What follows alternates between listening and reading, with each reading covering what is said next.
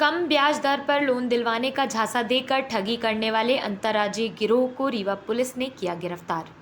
खबर रीवा से है, जहां कुछ महीने पूर्व एक शिक्षक के साथ साइबर फ्रॉड की घटना हुई है। अज्ञात नंबर से फोन लगाकर ठगों ने कम ब्याज दर में लोन दिलवाने का झांसा दिया और उनके खाते से संबंधित सारी जानकारी एकत्र कर ली। इसके बाद ठगों ने कुछ पैसे उनके खाते में डलवाए और बैंक संबंधित दस्तावेजों के माध्यम से नेट बैंकिंग एक्टिवेट कर उनका एक्सेस लेकर सारे पैसे अपने बैंक अकाउंट में ट्रांसफ़र कर लिए। वहीं रीवा पुलिस ने कार्यवाही करते हुए 4 ठगों को गिरफ्तार कर लिया है और पूछताछ कर सारी जानकारी बरामद कर ली है। एक साइबर फ्रॉड हुआ था जिसको मीडिया ने काफ़ी उससे कवर किया था। एक हमारे यहाँ शिक्षा विभाग में थे, उनके लोन दिलाने के नाम पे सस्ते दरों पे कम दरों पे लोन दिलाने के नाम से उनसे डॉक्यूमेंट्स लिए गए और उसके बाद उनके अकाउंट में पैसा आया और तुरंत ही वो निकल गया। और करीब ये 30,89,000 का फ्रॉड था। ये अप्रैल से मई के बीच में हुआ था और ये इसमें थाना सामान में हमने 254/23 इसमें अपराध दर्ज किया था। और इसमें हमारी टीम, साइबर की टीम, थाने की टीम लगातार इसमें हम लोग काम कर रहे थे।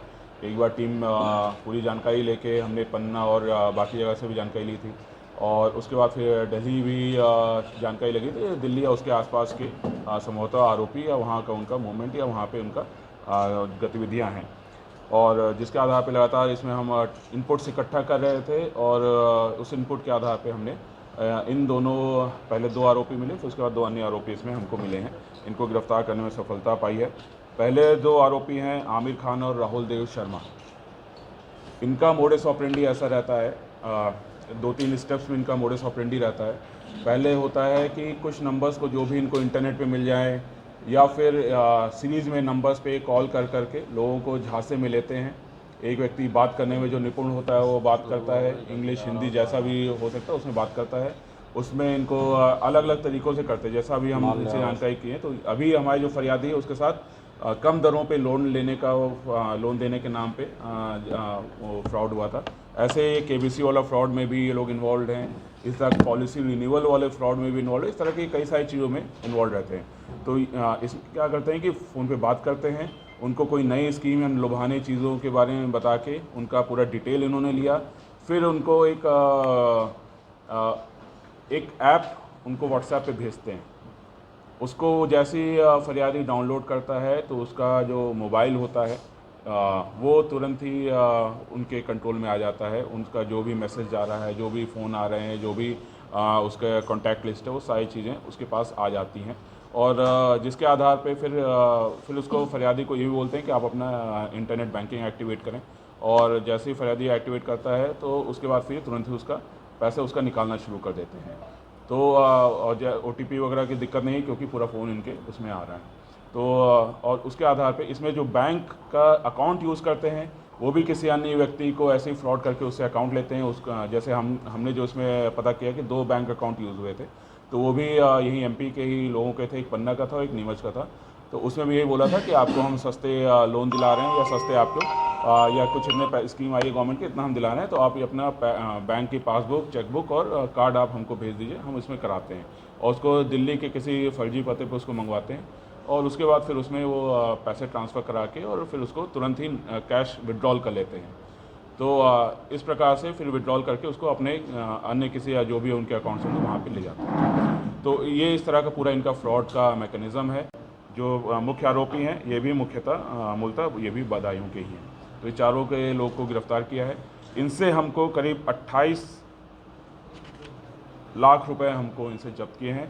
इसके अलावा इनसे हमने लैपटॉप 2 जब्त किया है, 14 मोबाइल फ़ोन इनसे जब्त किए हैं, आधार कार्ड जो है फर्जी कई तरह के आधार कार्ड इनसे 7 जब्त किए हैं, क्रेडिट कार्ड 4 जब्त किए हैं, पासबुक बैंक के 3 जब्त किए हैं। और बाकी और एक दो कुछ डायरियाँ हैं जिसमें इन्होंने कुछ लिखा है कि किससे बात किया, किससे हमको सफलता मिली, किससे नहीं मिली। जो हिट एंड ट्रायल मेथड होता है उसको ये पूरा उसमें लिखे हुए हैं।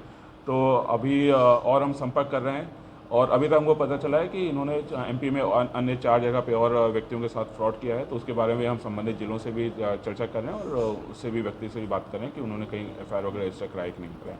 अभी इसमें और काफ़ी विवेचना शेष है। अभी डॉक्यूमेंट्स को हम और स्टडी कर रहे हैं और देखते हैं कि इन्होंने और कहाँ-कहाँ फ्रॉड कर रखा है।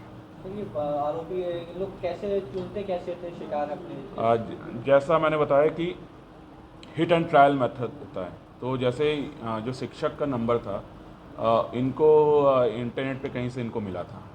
तो ऐसे सारे शिक्षकों को कुछ लोग शिक्षकों को उन्होंने चिन्हित किया, उनको कॉल किया।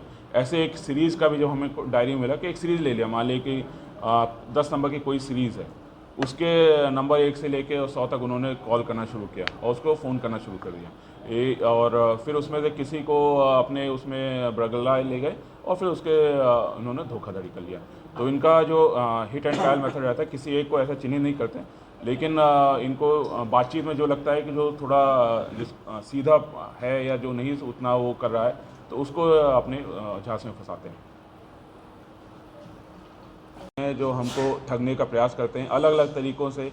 हमको ये ध्यान रखना है कि किसी भी लुभावने वादे में बिना किसी तस्दीकी के, बिना लोगों से बात किए, बिना बैंक से बात किए, बिना पुलिस की जानकारी के लुभावने वादों के चक्कर में ना पड़ें। ऐसे लोगों को करते हैं। कई बार हम लोन के नाम पे फ्रॉड हो रहे हैं, कई बार नौकरी के नाम पे फ्रॉड हो रहे हैं, कई बार इन्वेस्टमेंट के नाम पे फ्रॉड हो रहे हैं। तो जब तक हम पूरी तरह से तस्दीकी ना करें चीज़ों की, तब तक हम कहीं अपना पैसा इन्वेस्ट ना करें, ना ही अपनी व्यक्तिगत कोई भी जानकारी शेयर करें, ना ही अपने बैंक अकाउंट के बारे में शेयर करें, ना ही अपने मोबाइल पे शेयर करें, ना ही कोई एप्लीकेशन हम व्हाट्सएप पे मिले उसको डाउनलोड कर लें, इंस्टॉल कर लें, ना ही हम कोई क्यूआर कोड स्कैन करें। कई बार क्यूआर कोड से ये फ्रॉड हो रहे हैं। क्यूआर कोड आपको भेजा जाता है कि आपको पैसे मिल रहे हैं और जैसे आपने स्कैन किया पैसे निकल जाते हैं। तो इस तरह के हम कोई भी जिसको हम जानते नहीं हैं या जिस पे हमको शक हो रहा है, उससे हम कोई भी चीज़ें इस तरह का वो ना करें। और सतर्कता में ही सबसे ज़्यादा इसमें सुरक्षा है।